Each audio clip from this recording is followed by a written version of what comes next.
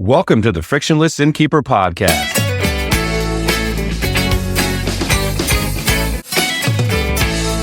Coming right up, fresh tips and insights from lodging professionals aimed at helping you improve your business.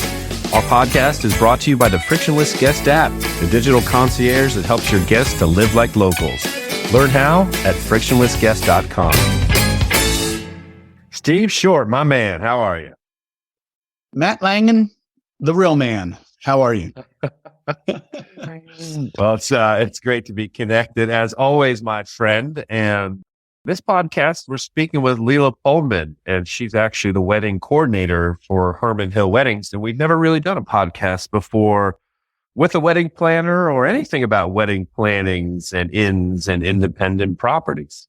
Yeah, that's right. Other than maybe that coming up in the discussion with other innkeepers as kind of an offshoot, we haven't focused on it. So always good to broaden your horizons, Matt, right? That's what I think. Yeah. And Hermann Hill is a really well-known property in Missouri. And, I know Terry Hammer and his wife, Peggy, had that for over 25 years, I believe. And he's a very well-known innkeeper in the world of independent innkeeping. He's kind of a trailblazer, I guess, is what I've always heard. So, and they do a boatload of weddings, over 130 weddings last year. So Lela's, I'm sure, seen a lot and is well-traveled when it comes to the whole wedding thing. So she gives a lot of good ideas and insights, especially for innkeepers that might be thinking about doing weddings at their property or maybe expanding on, or how they might expand on that business. So I think it's worthwhile.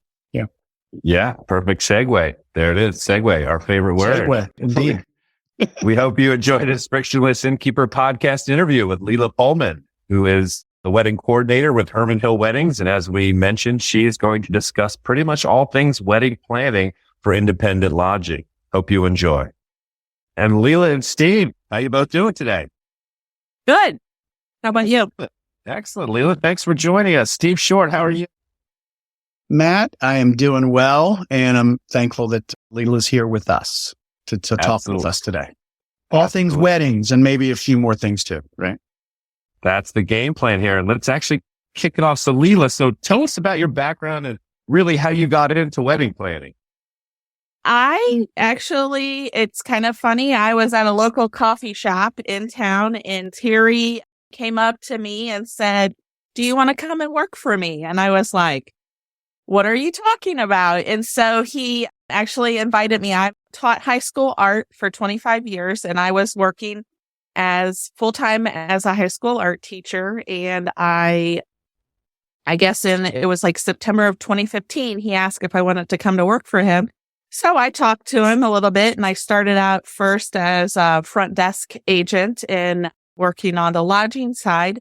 And then I transitioned the next spring into assistant wedding coordinating. And then I did that for about, probably 8 to 12 months. And then I became a lead coordinator, which I've been doing since then. About 4 years ago, I decided that I would start officiating weddings. So I do officiate weddings as well. And then when I retired from teaching in May of 2022, I took a few months to kind of settle into what I would call retirement, but not really retired, just retired from teaching. And I started taking on a few more roles with social media for both the lodging and weddings and events, and doing some more design work for Hermann Hill and kind of keeping the brand on point. And just to clarify, you said Terry, meaning Terry Hammer from Terry. Hermann Hill. Yeah, Terry Hammer, who is our owner, yes. Yeah, right. And we're recording this just a week after ALP, and he was recognized by ALP last week at the annual conference and trade show, right? Yes. You want to talk about that a little bit? Yeah, Peggy and Terry were awarded the Chair's Award of Excellence and Achievement, and it was recognizing all of the work in mentorship and things that they have done for the lodging conference and also for the association. And give us a little bit more background on Hermann Hill, if you would, and how long, they've Sure. been around, and I think it's kind of grown over, maybe is constantly growing, right? You want to talk about the property just a little bit to give us some perspective on the wedding part of it and how you all do that. Absolutely. Well, Peggy and Terry Hammer both started off as teachers, public school teachers. Terry became an administrator, and then in the late 1970s, they decided to purchase. They were half owners in the Herman Ford Mercury dealership in Herman, Missouri. And then they did that. And as they were doing that, he stepped away from being an administrator. Peggy was raising their kids. And then they started buying up lots and different things in Herman because they always kind of dreamed of being innkeepers and having their own bed and breakfast. And so they even attended a week-long seminar in California, and it was titled, "So You Want to Be an Innkeeper" type conference. And they went and learned about not only, like the physical parts, how you can construct your property, how you can, manage it, so on and so forth. And then they actually broke ground on the inn, which sits up on the hill in Herman. It's actually on the West Hill. And it was built to be an inn. And they broke ground on that Thanksgiving, right before Thanksgiving in 1994. They actually had their first guest stay with them in December of 1995. And they had, at that time, from 95 to 2000, they had 5 rooms at the inn because their kids were still at home. Once their kids left in 2001, then they converted all the other rooms that the kids had stayed in. They converted those to suites. And so they had 8 rooms at the inn. And then in 2005, they purchased the property where we have 5 cottages that are there. And then that's where we have our wedding and event venue as well. So the cottages we built, there are 5 of them, and they are an upper level and a lower level in one building. And those were completed in July of 2006. And then in September 2007 is when the wedding chapel was completed.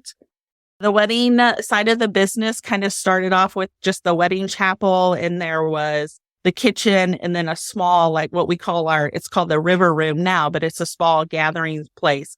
Then it transitioned about 2 years later. They added on like an atrium area with a bar. And then a couple of years later, they enclosed the reception area, which we call the pavilion now.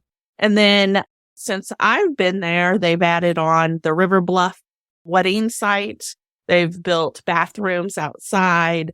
They've added Celebration Point, which is a fire element. So they have continued to expand each year and continue to grow the business. Cool.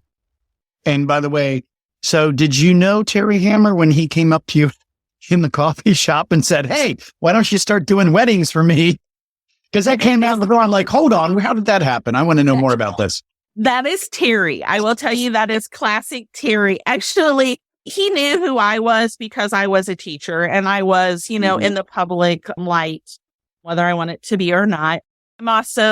He was with a friend, a mutual friend. And so they were talking, and the lady that owned the coffee shop also said, "You need to ask her to come and work for you." So, yeah, I know it's crazy.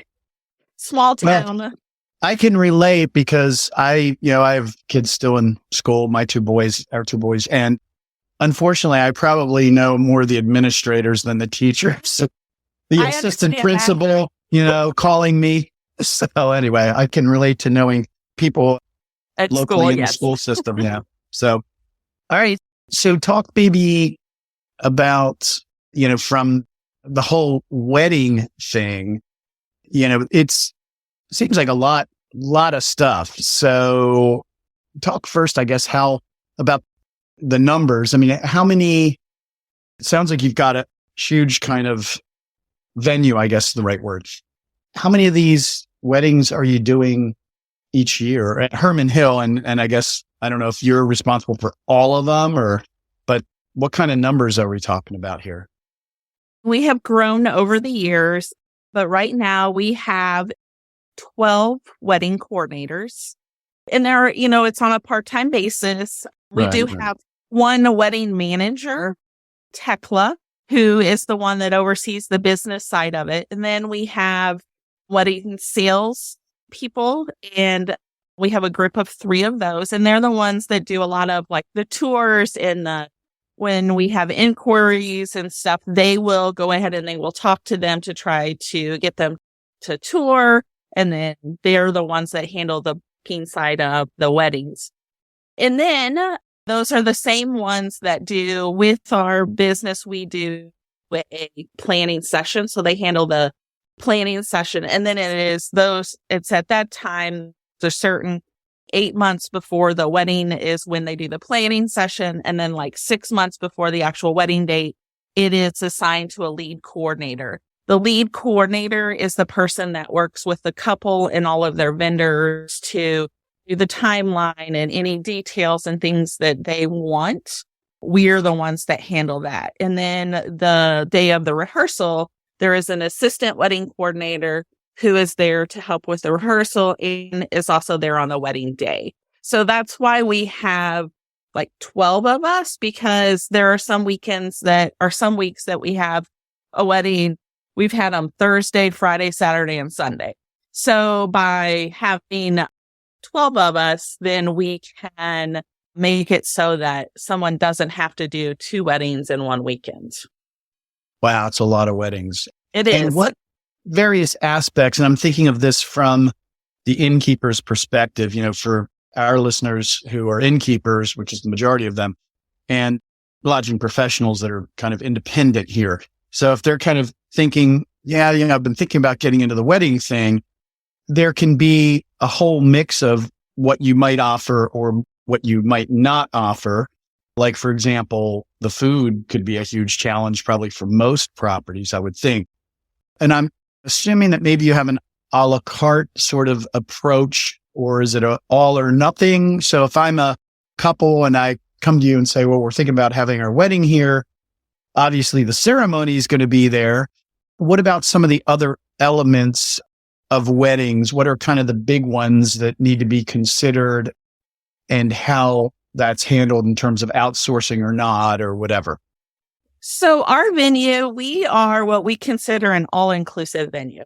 We offer the food and beverage on site. We have a chef who does all of the preparation of the foods. We accommodate all kinds of different dietary restrictions or allergies. And so that person is also, our chef, Craig, is in on the planning sessions and stuff like that. So when I say all inclusive, our venue, we have rooms that are for the couple to get ready in. We have 3 different ceremony sites. We have our chapel, we have our gazebo area, we have our river bluff area. And then we have our river room for something that would be like 50 or under. And we have a bar and area in there for if they wanted to dance. And then we have our pavilion, which can seat up to 300. So we have a lot of different options. And we also have several different types or classes of packages as well. So we have, which would be like what we would call an ultimate type of package, would be where you come in and we have 3 different sections. Like our ultimate gold is like 13 hours on site. And it's, you come in, you get ready, you have your wedding, you have your cocktail hour, your reception, all there. And you have 13 hours and you get to choose how you use those 13. That's a long way. That sounds like an Indian wedding from friends I've heard from, but those go on for like a week, I think, or can. That's pretty cool, actually. Actually, we did have an inquiry the other day where they wanted to do an American ceremony and they wanted to do an Indian ceremony all in one. Ooh. So I guess we'll see how that pans out. We might have that in October. But it's one of those things that's just providing it so that they have. So with the food, we have several different packages. We have several different options. I mean, I think between like our appetizers or salads or breads, desserts, not desserts, but like entrees, all that stuff. There's like over 90 different offerings. But they get to choose really, like it's based upon a 2 entree dinner or a 1 entree dinner. Or if they want some type of specialty, we accommodate that as well. And do you do you do indoor weddings? Is this a year-round kind of a deal? Yes. We have, because we did roughly about 140 weddings last year. Now that includes... That's all? Only 130, 140? My goodness. That's a lot. That includes from our elopements all the way up to our ultimate gold. So there's a range of weddings in between there. So, we do elopements and micro weddings during the week to help. And that's one of the things that if you're an innkeeper and you're looking to increase the midweek occupancy, that's what we have gone with, adding our lodging and offering guests a discount so that then that helps to fill up our midweek where we may not have as much occupancy. Okay. So just out of curiosity, the elopements, how far ahead are they planned? An elopement sounds like, oh, we just thought of this, right? But I mean, can they show up on Tuesday and get married on Wednesday? Oh, absolutely. Okay. Yeah, absolutely. So our elopements, we have like an elopement 1, elopement 2, elopement 3. The 1 is they're on site for 1 hour, 2 hours, 3 hours. There are different other things that come with it. There might be a bouquet, a boutonniere, different things. But like if you do an elopement 1, then you're going to stay with us 1 night. Elopement 2 is 2 nights, 3, so on. In those, we have people that have had theirs booked for a year, and we have people that will call, today and say they want to get married next week. And one of the reasons why I went into officiating so that we could accommodate a little bit more of, last minute type things. Right. That's what I was wondering. That's what made me think of it. The fact that you're an officiant, and that's good to be if you're there most of the time, right? For those last minute elopement kind of deals. So what's the kind of the marketing channel? How do you get, I'm sure you're well known. I mean, we're 130 plus a year here. So do you market at all? I'm sure you must market, right? I mean, how do you end up getting, it's probably a lot of word of mouth, but how do you end up getting your clients? We do market on the Knot, the Wedding Wire, those different channels. We also do, of course, social media. We do a lot of print ads. We do attend several different wedding shows throughout the year in like the St. Louis area, Columbia area. We haven't gone to the Kansas City area, but we do actually have a lot of people, because what we find is somebody might have family in Kansas City, somebody might have some in St. Louis, and they kind of find us in the middle. And so it's a good place. We're about an hour 15 outside of St. Louis, about an hour from Columbia, and it works because everybody kind of is like, oh, it's kind of an in-between spot because we are in central Missouri. So, I mean, that is something that we have. We also do every year, we do what we call wedding trails. The wedding trails are, we set up our venue. So it is like a wedding day. We decorate. We have a local florist who does florals for it. We invite some of our preferred vendors in. So we have a preferred vendor list, and we have photographers, videographers, cake people, just all kinds of different aspects, transportation and stuff. And they will come in, and then we do a push through our management system. And then we also advertise it on the social media. We advertise it in print. And it is basically where they can come in and they can experience what it would be like the day of. They can taste food, and they can do appetizers. They can do entrees, sides. And then we also have the bar open so that they can experience that as well. And then if they wanted to connect with vendors, they can also connect with vendors. That's how we do our tastings for our couples. We invite them to the wedding trail, and we have at least 3 of those a year. And then sometimes we have more just depending on availability, but we have 3 a year. And then from those, some people are booked and some people are still looking. So it's an opportunity for us to then sell our venue and the value that we have. It's kind of like going to a home show for weddings. Wow, that's interesting. Never thought of that. Never heard of it, but there's huge operations. So that kind of makes sense. A couple things you said there, the knot and the wedding wire, just for the uninitiated, or those of us who have been married for so long that we don't really pay attention to this stuff.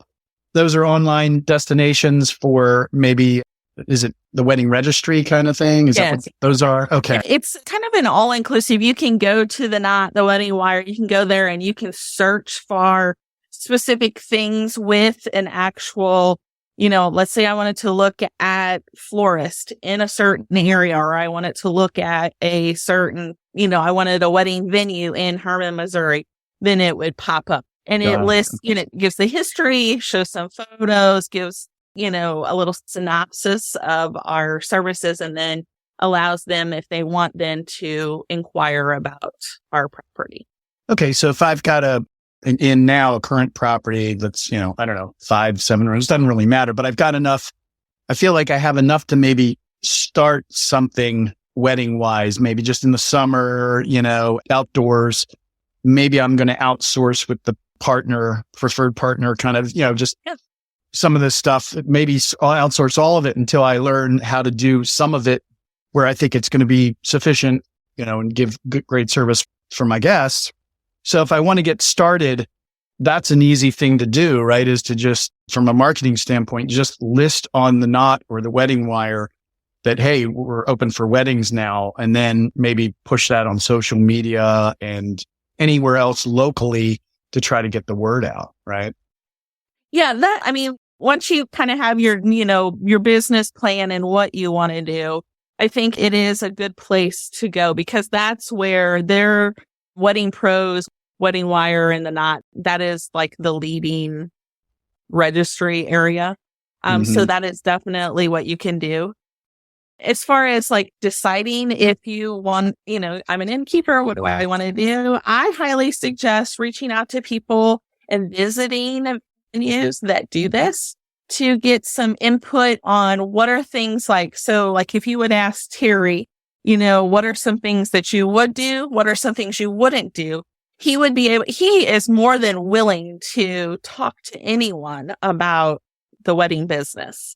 He's willing to talk to anyone about anything, but, to inquire about any, even if, let's say you don't want to do, like I said, we do the food and beverage there, but let's say you want to do it so that they can kind of rent your property. And let's say then you offer, the guests to stay there, and you maybe, will do, say, tables and chairs and linens, and then the rest will be outsourced. You can, decide that stuff. And then kind of from there, okay, look at other places or other inns that do this or other properties, and then kind of get some input. And there we attend, and this is something that I would highly recommend, is we attend a conference every year. It's called Wedding MBA. And it is in November, and it's usually in Las Vegas. And it is any wedding professional can attend it. So if you were a photographer, a florist, tuxedos, gowns, venues, any of those, you can attend this. And they have all kinds of breakout sessions that discuss like the business of it, the legality of it, even building your property or adding features in to draw people in and stuff like that. That is also it's one of probably the best things that I've ever attended, because there's just so much to do, even social media wise, and how you can market it and stuff like that. That is one of the things that I would suggest as well. Okay, good deal. Any other thoughts or suggestions or any other kind of areas of the wedding world that we haven't really talked about? I think one of the things that I find is some people want to like protect all of their information, like they're going to like give out all their secrets and stuff like that. And quite honestly, just asking for help, asking for people, asking their opinions, I think you will get honesty. I don't think, like, if you would call us at Hermann Hill and say, hey, I want to pick your brain. What do you think about this? We would definitely give you some honest answers. And, this is what we've tried, or this is what we've done, or this is something we did and it didn't work out so good. And just reaching out to others and allowing, for some feedback. And I think that would be helpful too. Okay.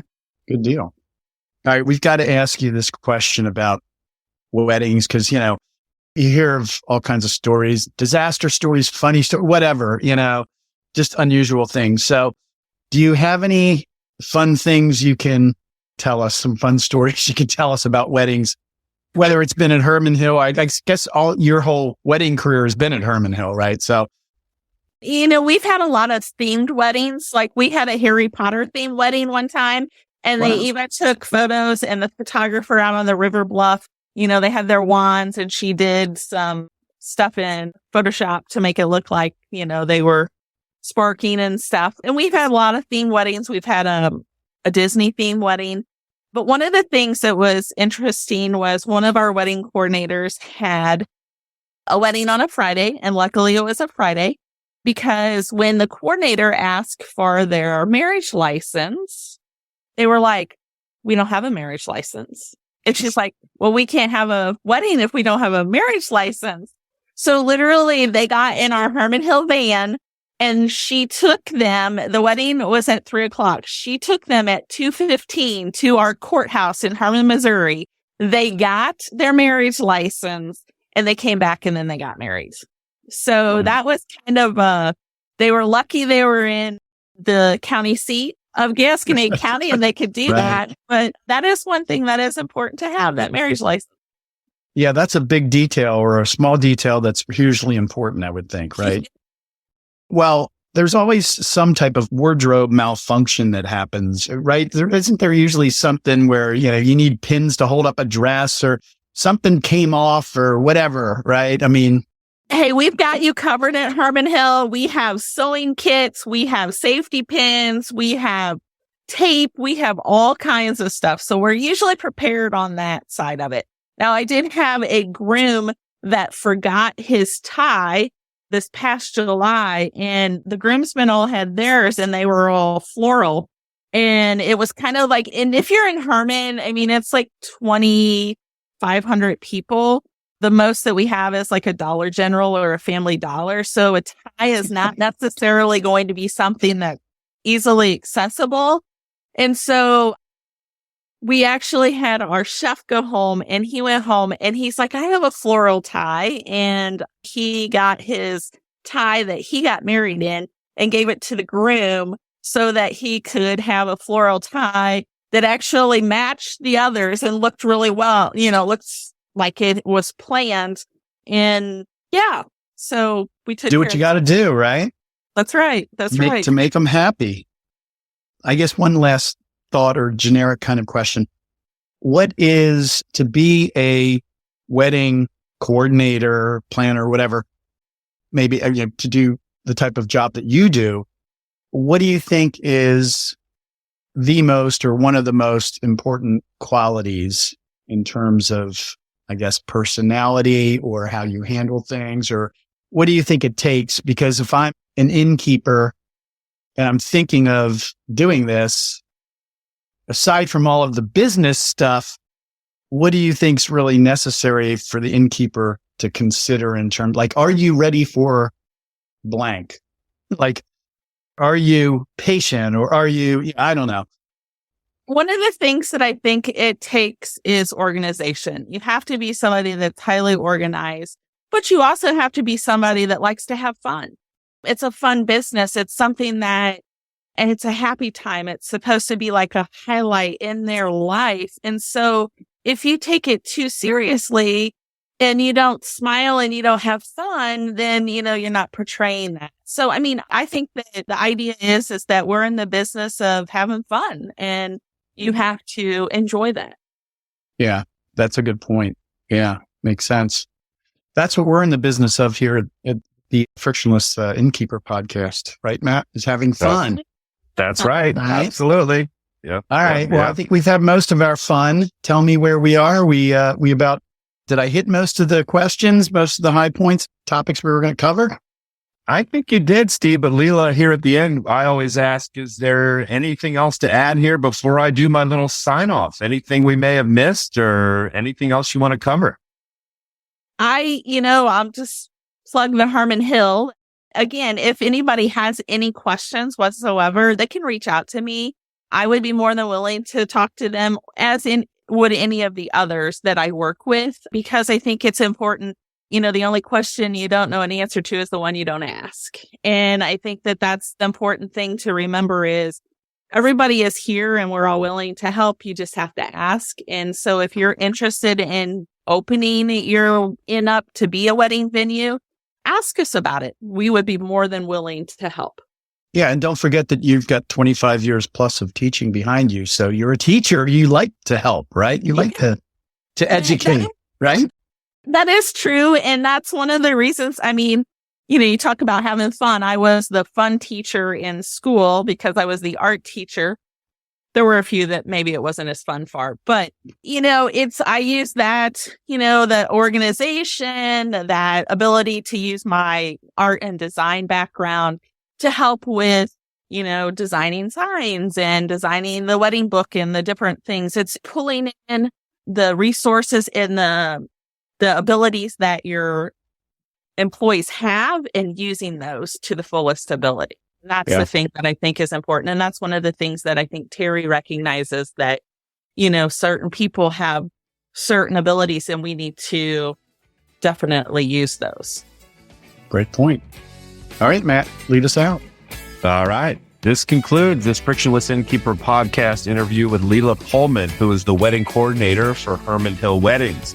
And as you heard, she was kind enough to share her insights on all things wedding planning when it comes to independent lodging properties and innkeepers, and also shared a lot of great tips for innkeepers that want to get into hosting wedding planning themselves.